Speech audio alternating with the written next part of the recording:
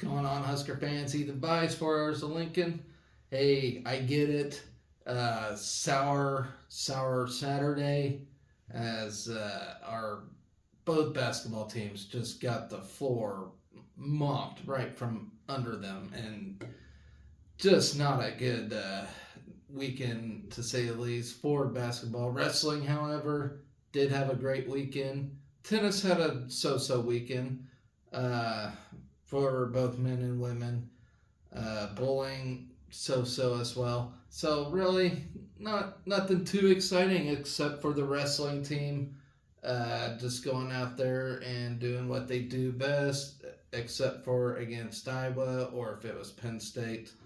Um, but yeah, we wrestled pretty good on Saturday or Friday and Sunday. So let's get right down to it. Let's talk about the weekend. Hope you all did have a great weekend. If you're a Chiefs fan, you ought to be happy once again that you have the Chiefs. I'm not a Chiefs fan. In fact, I was going for Lions. Now I ain't going. I ain't going for anybody in Super Bowl. I don't really have a preference. I, for one, don't want to cheer on California. I don't like California. And then you got the Chiefs, who I really can't stand. Hey, if you like the show, please hit that subscribe button. Let's get down to business. Talk about the bad weekend that we have. Oh, and Rifle actually did pretty well too. They got 2 wins over UTEP. And we will be facing our first winter postseason event of the year, which is the PRC Championships. PRC is the Patriot Rifle League. That is for our rifle team. So they will be heading postseason this weekend in the PRC Championships. That's the conference that we're in. There's no Big Ten for rifle. So from there. So what do we got going here? Okay, so to recap men's tennis real quick, they got a win against Notre Dame. All right, here we go. The Big Red faced Alabama to start the ITA kickoff weekend hosted by the University of Kentucky. Alabama ended the 2022-23 season at number 49 in the ITA rankings and doubles. Number 1 duo Anton Shep and Nick Weidenhorn had a clean 6-3 win over Enzo Aguard and Zach Foster. Second to finish was Leo Linquet and Shunya Mariyama, falling on court 3. 3-6 at number 2 doubles. Calvin Mueller and Lars Johan took on number 25 ranked Alabama duo Philip Planensek and Andrew Zimnock. And I apologize for the foreign names, mispronouncing them. I am not familiar with them.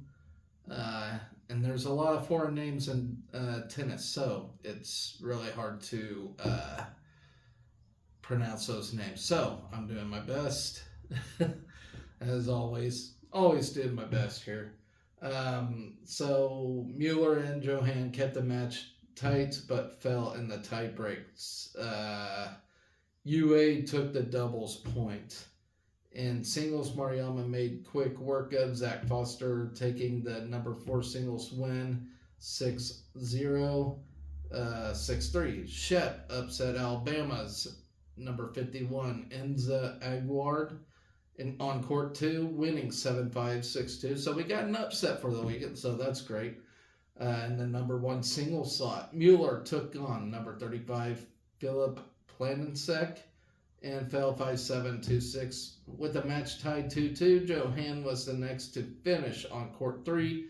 Johan gave number 76 Marius Ponce de Leon a run for his money. Wow, I wonder if this guy is around the Fountain of Youth. Pushing their match to 3 sets and a set tiebreak, but ultimately lost 7-5, 3-6. Linquet was defeated by Andre Zemnok and on the number 5 singles slot, giving Alabama its 4th point. Weidenhorn's match went unfinished on court 6, leaving the score at 7-6 and then 4-4. Nebraska's all-time record against Alabama fell to 1-2 after the 4-2 win from the Crimson Tide. And Alabama is pretty legit at tennis, for real. In the consolation matchup, Nebraska took on Notre Dame. So this is after we lost to Alabama, then we take on Notre Dame. In doubles, Shep and Weidenhorn could not keep up with Notre Dame's Sebastian Domingo and Jean-Marc Malkowski, dropping the match 1-6 on court 2. Mueller and Johan defeated Evan Lee and Chase Thompson to tie the doubles point. Number 3 doubles duo Lindquist and Mariama secured the Huskers double point with a 7-5 win over Neil Giraldez and Yu Zhang. Then Mariama once again was in the first singles win for the Big Red, defeating Jean-Marc Malkowski on court 4. Next to finish was Mueller, falling to number 65 Sebastian Domingo. Number 3 singles Johan defeated Giraldez on court 2. Shep defeated Thompson in 3 sets, taking the winning point for Nebraska on its 6-4, 4-6, 6-3 win. Lindquist and Weidenhorn left their matches unfinished on courts 5 and 6, respectively. In their first ever matchup, the Big Red beat the Fighting Irish 4-2, improving to 5-1 on the season, the best start since 2018. So congratulations to the men. They didn't get the win against Alabama, but they got a nice big win against Notre Dame. And we're 5-1 now, so something to be excited about for men's tennis. They're looking really good. So up next for the men's tennis team, they will head to Waco, Texas to face Baylor on February 3rd. And that's when we continue the season. So while I'm on tennis, I might as well talk about how the ladies did this weekend. Let me get to it if I can. Okay, so the ladies fall to Harvard 4-2, which, it's Harvard. I think they got good as I heard. I don't know. Despite 2 single victories, the Nebraska's women's tennis team, who are now currently 2-1, fell to Harvard 4-2 on Sunday afternoon at the Dillon Tennis Center. Juniors Anfisa Danilchenko and Anna Zamburik kicked off doubles play with a 6-0 sweep over Harvard's Ivita Dajo-Tate and Angel Yu. The Crimson bounced back with Stephanie Yakov and Holly Fisher winning 6-3 over the senior Husker duo of Rafael Lacassi and Isabel Androver Gallego on court 1. The deciding match on court 3 was a battle between Nebraska's Maja Pietrowicz and Lucy Loy and Harvard's Natalie Block and Sani Gawande. The teams forced a tiebreak, but Harvard prevailed 7-6 and clinched a doubles point, with the Huskers trailing 1-0 overall. Singles action started on court 4. Pietrowicz evened the match 1-1 as she defeated Gawande in straight sets, 6-3, 6-1. Lacassi won in straight sets on court 1 against Fisher, putting the Huskers up 2-1 in the match. Then on court 3, Crimson's Maxie Duncan tied the match 2-2 with her defeat of Danilchenko 4-6, 4-7. Before Androver Gallego battled on court 2, but fell to Yakov in straight sets, 6-7, 3-6. The deciding match was between freshman Maria Taranova and Kate Kim on court 5, where Kim was able to clinch the win for the Crimson in 3 sets, 4-6, 6-4, 3-6. The match on court 5 between Zamburik and block was left unfinished. Up next, the Huskers will host Illinois State on Sunday, February 4th at 11 a.m. at the Dillon Tennis Center. And it looks like they gave out free pizza too. That would have been nice to know. I would have been there. But yeah, too bad for the ladies, but they're still doing pretty good. Let's see here. What else did we have for the weekend before I get to the aggravating basketball news? Actually, let's talk about men's basketball right now. Let's get it out of the way. Tough loss. There was no fight in that team this weekend. I always talk about how hard this team fights. They did not show up on Saturday at all. They did not show up. They did not play good at all. There's nothing good to say about them for Saturday. They've been playing hard all year, but Saturday they did not show up. They were not awake. They did not play good at all. Maryland's a terrible team, and they just walked all over us. We made them look like the 3-point shooting kings, and that was very frustrating to watch, to say the least. It was very frustrating as a Nebraska. I know you ain't gonna have a perfect day every day. I get that, but you got to be ready and prepared to play a game. And we were not. We were not ready. We were not prepared. We were not awake. This team just blew what was supposed to be a road win. And they very well could have got it. I don't know how you come off this extravagant win over Ohio State and you're riding on this high. You can't overlook any team you play. You still don't overlook Maryland. Any team you play in the Big Ten, especially on the road, you don't overlook them, for one. And I'm afraid that's something we did. We thought, okay, we can take it easy today because it's Maryland. You don't do that. You just don't.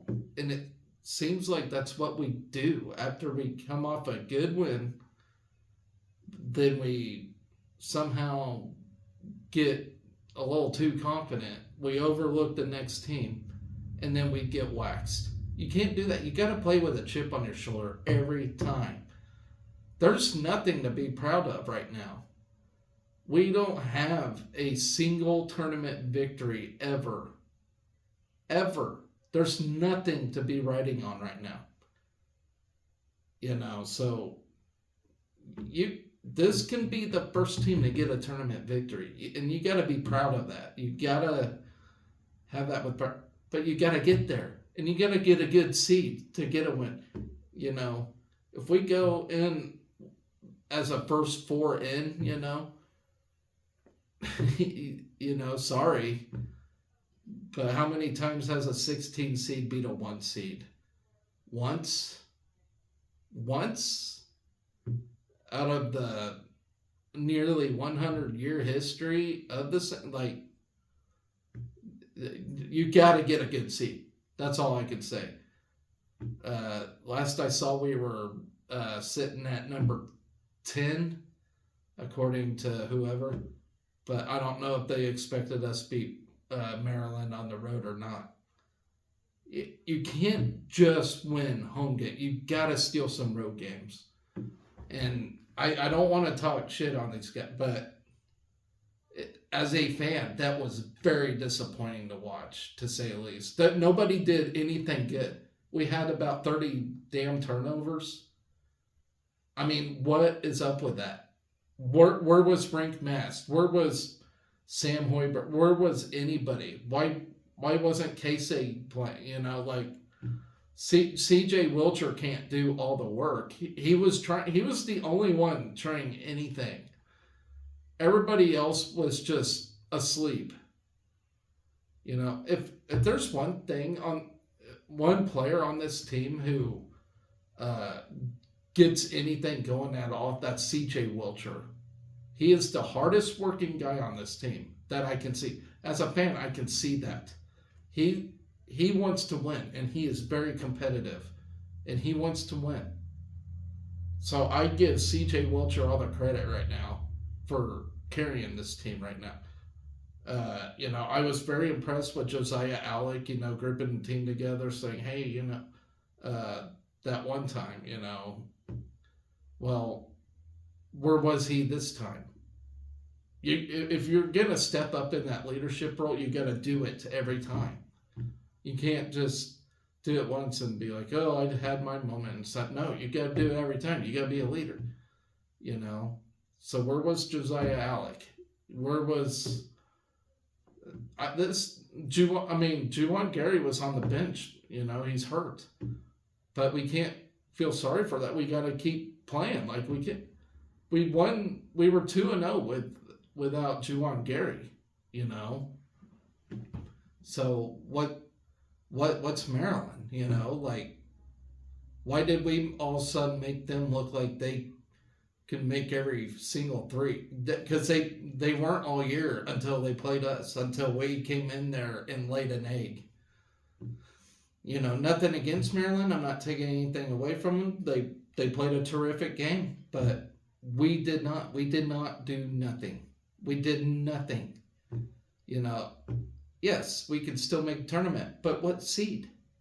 If we're going to go in there as a low seed, our chances of winning that very first NCAA tournament game is so slim. There is no room for error. We got 10 games left. All right? So, yeah, there is, but there isn't a lot of basketball to be played. Those 10 games are going to go fast. We're in the month. Our next game's going to be in February. So, starting February all the way to March. March is, yes, the most important month for basketball. So we got 1 month to get, I want to say, at least 8 out of 10 games. All right, if that's possible. I don't know if it is, because we got some tough teams. I think we got Illinois coming up at home. And if you think that's a gimme because it's at home, think again. Illinois is they're gonna play hard. They know they don't have room for error either. So who wants it more, us or them? That's all I can say. It's difficult, guys. Last year we had that 10-game stretch that was the most impressive in the nation, but didn't do enough, before. Well, now we got to continue what we started. Okay, if we can at least get 8 out of these 10 games, we'll have a decent seed. But it starts now. Like, you got to wake up, you got to focus. Forget Maryland. You got to have a short memory. You got to go out there and kick it. I'm not even going to go over stats of that game or anything because we all know it sucked and nobody did nothing in that game. It starts now. Season starts now.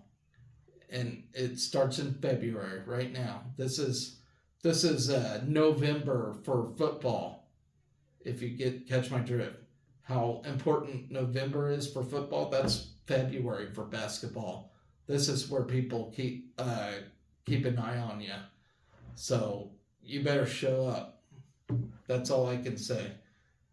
So for that, we're going to stay on basketball. We're going to talk about the women, who I do believe played hard, but played a great team in Iowa. So let's talk about that real quick. The women showed up at least for the first 3 periods of their game. Here we go. Let's talk about this. So Iowa opened the game on a 9-0 run, but Nebraska did not panic. That's one thing. We did not panic. Getting back-to-back buckets from Markowski and back-to-back threes from Shelley to cut Iowa's lead to 14-11 at the end of the first quarter. And let me get back to the Maryland game real quick. Was it C.J. Wilcher with 3 opening threes where we were up 9-0 within the first 2 minutes. Where'd that get? Why'd that stop? Why did that stop? That's another thing I want to mention is why did we hit the brakes? You know, so that was very frustrating. That was the most frustrating game I have ever seen all year, and by far the worst game we played all year. And hopefully, we wake up and stop that nonsense. So going back to the women. Sorry, I'm getting off track here. Uh, Iowa opened the game up on a 9-0 run, but of course I talked about Markowski and Josh Shelley hitting their buckets in a back and forth second quarter. Nebraska took its first lead of the day at 15-14 on a pair of Darian White free throws just 1 minute into the period. The lead changed hands 10 times in the quarter, with the Huskers taking their biggest lead at 31-27 off of Colin Hake three-pointer with 154 and a half that forced an Iowa timeout. That was exciting at that point. Almost, it was almost as devastating as the Lions blowing that 24-point lead last night. If you guys watched that, oh, that hurt. Okay, so the Hawkeyes didn't close the half the same way. They started it with a 9-0 run, capped by Clark, three-pointer to send Iowa to halftime with a 36-31 lead. That hurt. And that's when Caitlin Clark said, nope, not today. All right, so the Huskers hung within 2 possessions at the half, despite hitting just 33.3% of their field goals, including just 4 of 17 threes. Nebraska also lost the first half turnover battle 10-7, but outscored Iowa 6-5 in points off turnovers. The Huskers dominated the glass 23-16 with Markowski pulling down 8 boards to go along with her 8 first half points. Hake added 7 points while Shelley pitched in 6 points and 4 assists in the 20 minutes. And I also want to mention Kendall Moriarty. She had a pretty decent little first half there too. Made some good plays. Iowa hit 44.8% of its shots, but just 13 three-pointers. Clark led Iowa with 10 points, 7 rebounds, and 3 assists in the half, while Kate Martin added 8 and Sydney Affolter got all 7 of her points off the bench in the final 4 minutes of the half for the Hawkeyes. In the second half, Clark caught fire early in the quarter to quickly push Iowa's lead to double digits. Nebraska stemmed the tide and went to the fourth, trailing 63-49. The Big Red cut the lead to 11 points in the fourth, with opportunities to creep even closer, but missed chances to move within single digits. Clark, who went 6 for 8 from long range in the second half, and the Hawkeyes pulled away down the stretch for a 19-point win. Markowski got her 15 points on 5 of 11 shooting in a 5 of 6 game at the line, while Shelley hit 5 of 11 three-pointers while adding a team-high 5 assists. Hake added a third double-digit scoring day for the Huskers with 11 points on 2 of 3-point shooting while contributing 4 rebounds. White and Logan Nisley each contributed 7 points, while Nisley pitched in 4 assists and 3 rebounds.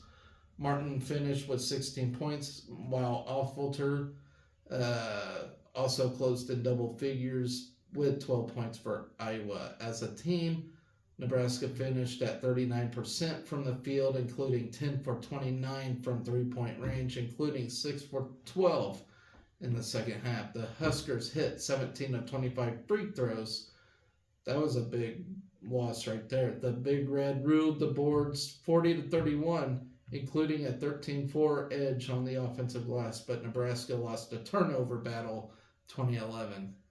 Iowa was more efficient with 52.5% shooting, including 12 of 29 threes, including 8 of 15 from Clark. The Hawkeyes were also 18 of 22 at the line.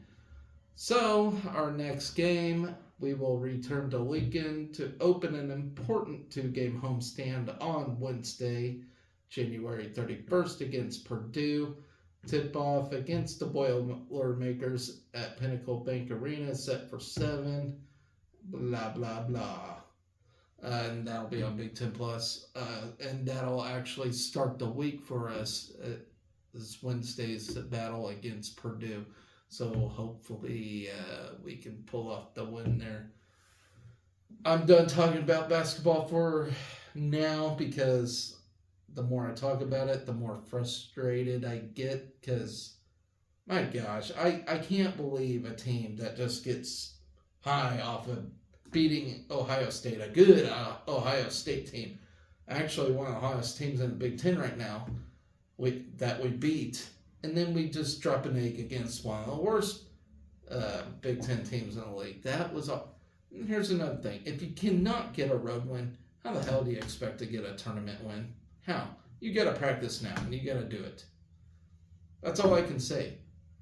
I am very frustrated as a fan.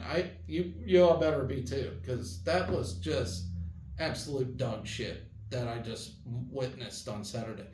I can't believe I got all excited to watch us just get our asses handed to us by Maryland. It was ridiculous, beyond ridiculous. Anyway, I'm done talking about it. Hopefully, next time out, it can be a happier episode, but I'm pissed. That's all I can say. So, enough talking about that. Let's talk about Rifle real quick. As they get 2 wins against UTEP. Let's talk about something happier. We get a win in Rifle. Second win of the... Okay, so all 6 of the top spots were claimed by Nebraska's senior Cecilia Ossie placed first with a 1,178 aggregate score, while junior Mackenzie Strauch finished in second with a 1,178. And sophomore Emma Rode was third with a 1,176. The tiebreaker between Ossie and Strauch was determined by the number of 10-point shots by each athlete. Freshman Charlotte Mick, sophomore Camilla Johansson, and senior Madeline Erickson rounded out the lineup. The team improved in prone today, head coach Mindy Miles said. We have been struggling in the position, and it was good to see improvement in that area. We pulled some good air scores that averaged well today, and that's all coming off of head coach Mindy Miles. So 5 Nebraska athletes shot above a 590 in air rifle, which is the first time since the Big Reds match with TCU, which was way back in October. Rode placed first with a 596. Strauch was second with a career best of 595, and Mick shot at 595 to claim third. Johansson placed fourth, Ossie was fifth, and Erickson finished in sixth. In the small bore, Ossie finished first with a 587. Strauch and Rode finished second and third, respectively, while Mick, Erickson, and Johansson concluded the sweep. And as I mentioned, we are our first winter sport postseason event is this weekend, which is in Fort Wayne, Indiana, which is the Patriot Rifle Conference Championship. So good luck to the ladies in that, and hopefully we get some accolades in that thing. Good luck, ladies. All right, so what else did we win? Oh, not gymnastics, that's for sure. Gymnastics team went up again, head-to-head, up against a very, very tough, good Michigan team. They are ranked number 10th in the country right now for a good reason. We didn't win a single event in that either, I don't think, which is wow. But we certainly got tested. But I think we put up some good scores. So let's read about it. So Singe, Baxay, and Whitney Jenks both tied 2 of their career highs. Baxay scored a 9.850 on bars and a 9.8 on beam, while Jenks notched a 9.8 on bars and a 9.825 on the floor. Emma Spence and Baxay represented the Huskers in the all-around Baxter tied for second with a 39.350, and Spence scored a 38.625 to finish in fifth. So yeah, I won't really go through all the rotations, but yeah, not a. It was a matter of just trying to improve our scores. I knew we weren't gonna just beat Michigan head on. I mean, that's a tall order, but the ladies are improving a bit as they go. Um, that's all I can say about that. Tough luck for them. I mean, that's a good gymnastics team. They went. I mean, very very good. Definitely a national title contender for sure. So nothing to hang their hat on. And like I said, uh, gymnastics, for men and women is a matter of just trying to improve your score for the year, trying to put up big scores so you can get uh, into the NCAA's postseason whatnots, So, and it looks like we're still on track for that. So, really, nothing to hang your head on. Don't worry about, anything in that regard. So, now that I cleared that up and got that out of the way, let me just check and make sure I have gone through everything. And I have not, because we actually had a swim meet against Illinois, where we got a nice big win in that. And the swimming and diving team's looking pretty decent right now. So let's talk about it real quick. They beat Illinois head on, 169 to 131. Saturday morning behind 6 facility records and 1 school record. Gina Jorgensen shattered her career best time in the 1,000 freestyle. The sophomore from Aberdeen, South Dakota, touched the wall in an impressive 9 minutes and 41 seconds to capture a first place finish, a facility record and Nebraska's school record. So good job to Gina Jorgensen. Way to go. She added another first place finish and a facility record in the 500 freestyle and a second place finish in the 200 backstroke. Jorgensen teamed up with Emily Hames, Giulia Marchi, and Beatrix Tanko for a win and a facility record in the 400 freestyle relay. Tanko posted a 53.98 in the 100 butterfly, finishing closely behind. In third and fourth were Caitlin Cairns and Anastasia Tichy. Freshman Tichy's time of 1 minute 59 seconds, 0.22 in the 200 butterfly set a facility record at Arc Pool. Sarah Barton posted a second place finish, and Katerina Bisiacci finished third. Barton added a first place finish in the 10th event of the day, touching the wall in 1 minute 59 seconds, 0.15. JoJo Ranby and Maya Hall finished first and second for the Big Red in the 100 breaststroke. Hall captured another runner-up finish in the 200 breaststroke. Freshman Anna Vlachu took second in the 100 freestyle with a time of 51.62, while Marchi took third. Then the Husker divers captured the top 3 spots of the 3-meter diving competition. Abby Baxter posted a career best score of 331.65 to take the title. Frankie Webb took second, and Kelsey Claremont finished third. Nebraska again claimed the top 3 spots in the 1-meter diving competition. Abby Baxter earned her second victory on the day with a score of 296.18. Antonina Harned finished second, and Kelsey Claremont finished third. The Huskers are back home next weekend for a 2-day meet with Rutgers. The first session kicks off on Friday, and the second session begins on Sunday. So great job for the swimming and diving team. They're looking really good right now, and I'm very excited for what they have to bring for March as well. Which March, is one of the most exciting times. I love March. You got all the postseason for all the sports, and it's just a great time for sure. So, with that in mind, we got one final thing to talk about for the weekend, which was the wrestling duel against Wisconsin.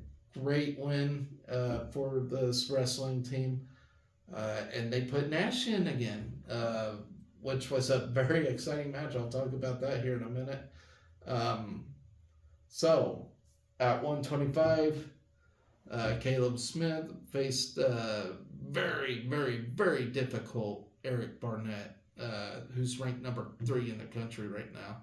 Caleb Smith's ranked number 12th, but just could not get anything going, could not get a shot in. Barnett took a 3-0 deciding win against Caleb Smith. I mean, he gave it his all, but just ultimately could not get the win in that. So Wisconsin gets the first win of the night with Eric Barnett taking down Caleb Smith. So at 133 pounds, looking impressive as usual right now. Jacob Van D defeats Nicolas Rivera in a 6-4 decision win. It was a tough match, but he got it done. Nicolas Rivera isn't a bad wrestler. He's not ranked at the moment, but he's had some tough competition. So, and he's only getting better himself. So, decisive win right there. Then at 141 pounds, Brock Hardy took a tech fall against Felix Latini. Very quick tech fall, as a matter of fact. 149 pounds, Ridge Lovett pins Julian George 2 minutes and 34 seconds into the match.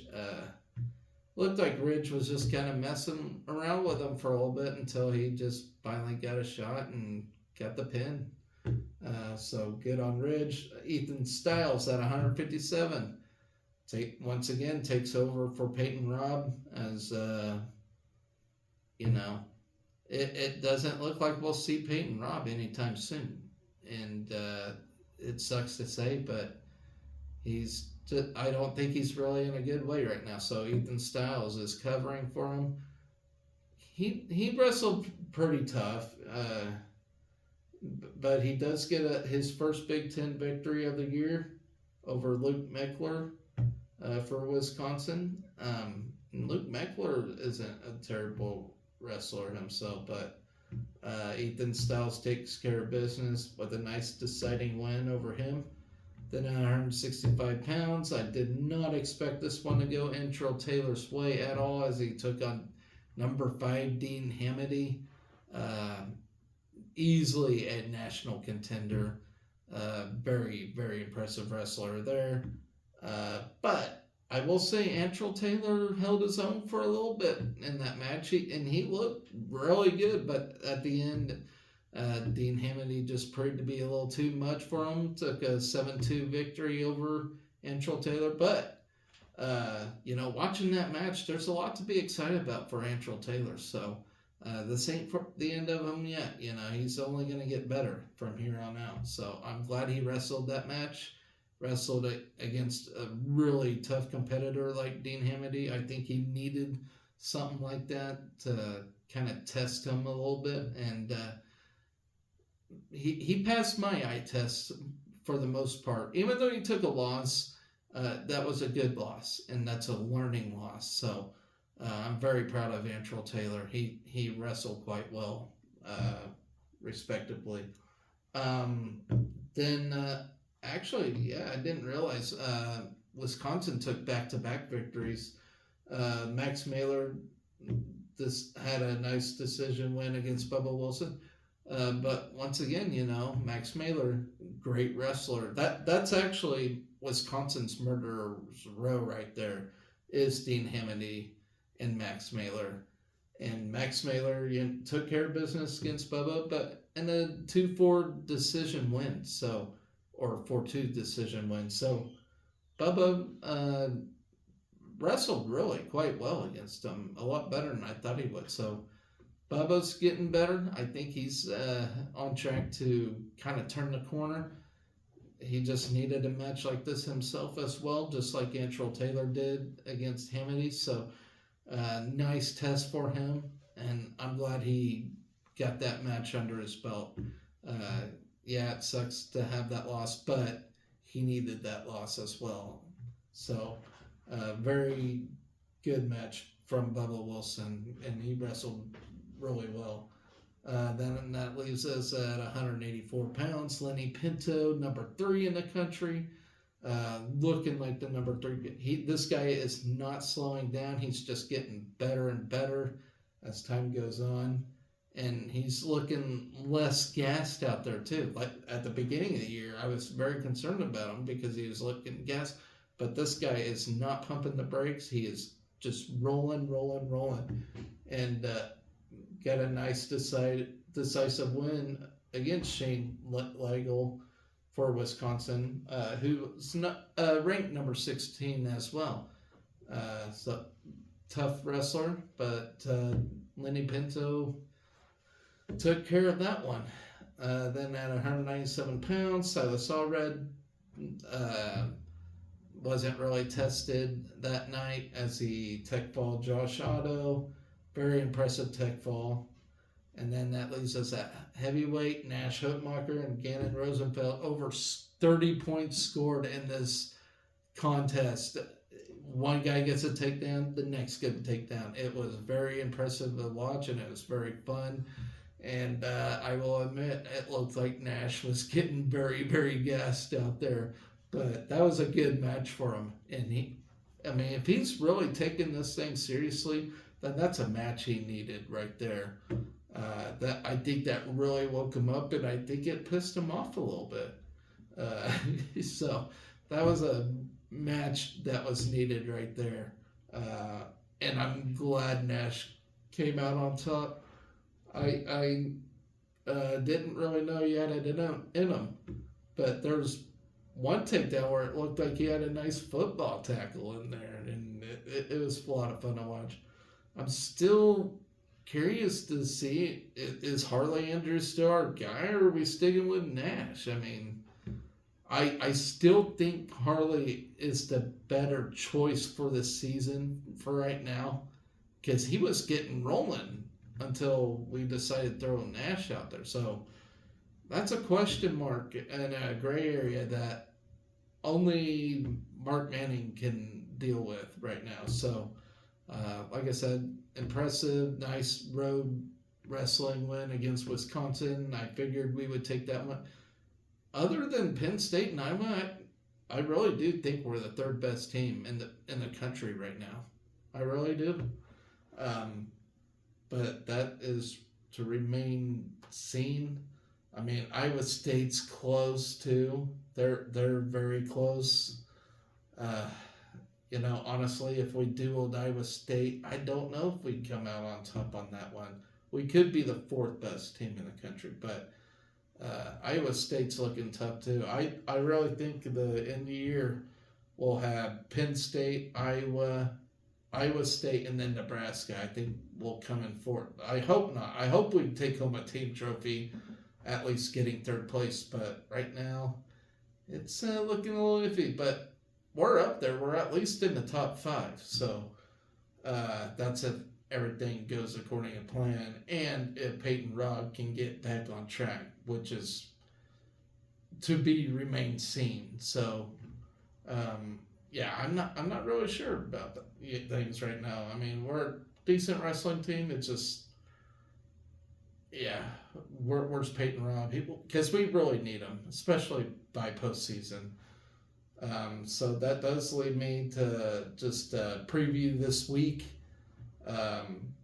Nothing going on today at all. So, as I mentioned, Wednesday we take on Purdue in women's basketball. Thursday, men's basketball, taking on Wisconsin at home. That's the big one. I think I might have said Illinois, but Wisconsin is what I meant. And you guys remember last time out, we went to their place and just got absolutely crushed. We need to win this one. We do. we digged around and lost to Maryland, you know, on the road. That would be forgiving if we can take care of Wisconsin. I mean, another big one. Beat Wisconsin, that'll almost guarantee us a spot in the NCAAs, but it kind of matters on margin too, you know. So I know the crowd will show up, and I know that they'll be loud, and we'll feed off that energy and play well. I know we will, but if we take care of Wisconsin, take care of your road game too. You know, don't just rely on these home games to find energy and to beat teams. Do it all year long on the road and at home. That's all. That's all I can say. So, but you know, I don't know how you can go play at Pinnacle Bank Arena and just lay an egg. I just don't. Especially how it's been this year. You know, we go and I feel like Wisconsin will, you know, score the first 12 in a matter of minutes, and then we'll have to climb up. But I think we can take care of it, you know, because it is at home. I might have jinxed myself, but I mean, that's just kind of how the year has gone for us, you know. So who knows? Uh, but you gotta take care of business, you know. Home courts, everything.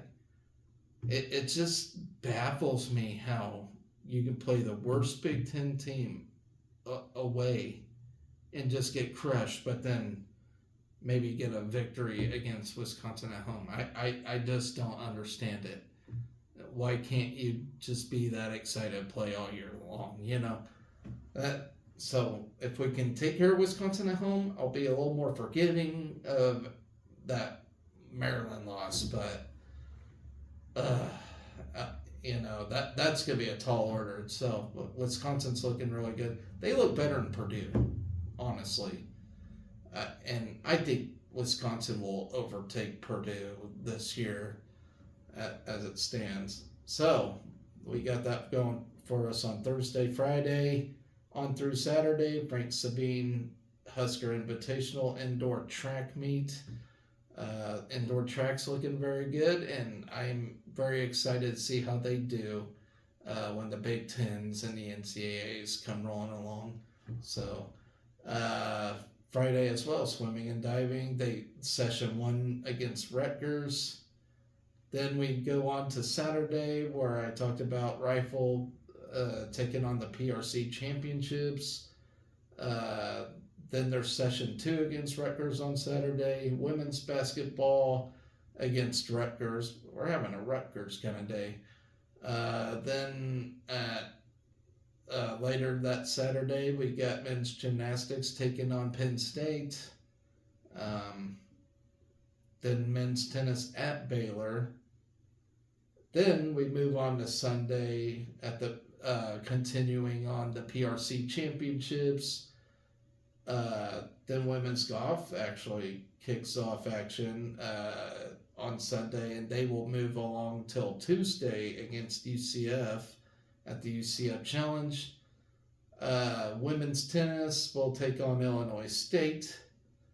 Women's gymnastics at Iowa. Can we beat Iowa at freaking gymnastics?